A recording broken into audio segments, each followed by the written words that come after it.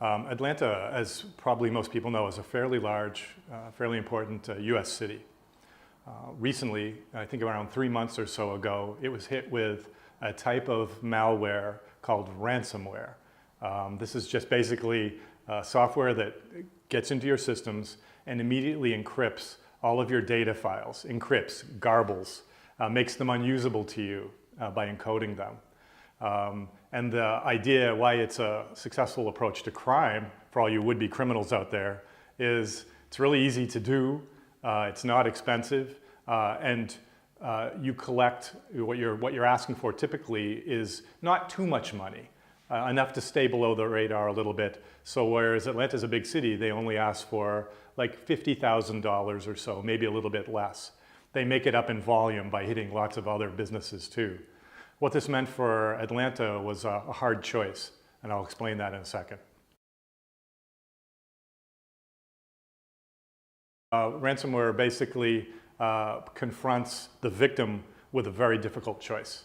On one hand, they can pay what's being asked for, $50,000 or so dollars, often in the form of Bitcoin, which is an electronic currency which makes it very hard to trace, maybe impossible to trace. So that's safe for the attacker, for the criminal, right? The bargain is, and it's not a formal bargain, is that if the city or the victim pays, their files get decrypted by the criminal gang, crime syndicate, and they go on their merry way doing business as usual. The alternative is they don't pay. And that means that they have to have the resources to figure out how to operate, to decrypt the files themselves or switch to backup systems, backup databases that they've kept protected. They switch back to it's an inconvenience, but they proceed again once they've stood themselves back up. The problem with paying ransomware, besides the fact that it costs some money, which can be very painful for smaller businesses that get attacked, right? Is that there is no guarantee, there's no formal contract. You're dealing with criminals, right?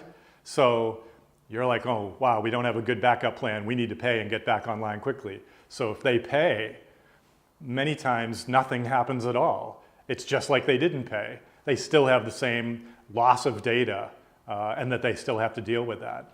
If they pay and it's a more responsive criminal gang and they unlock the files and let them get back to business as usual, that's no guarantee that the very next day they won't hit them the exact same way, or that some other group won't. So you can see this is one of those situations where appeasing the attacker, like in kidnappings, right? That's often a big case of like, do you pay? Because if you pay, maybe you get your person back, but maybe you don't. Or if you pay and get your person back, that's no guarantee that they don't get kidnapped again, and you're sort of encouraging this. Around the United States and around the world, we're trying to figure out how to deal with ransomware.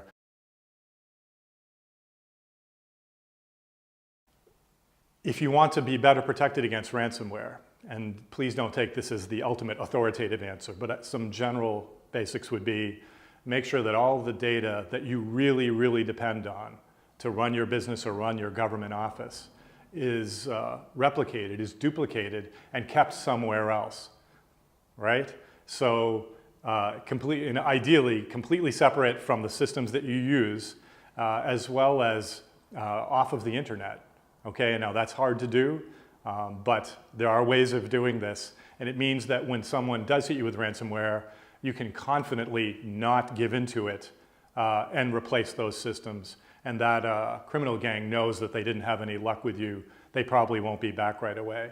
A problem many companies or government organizations have is that for convenience sake, well, first of all, for regulatory and compliance sake, they do have backup data.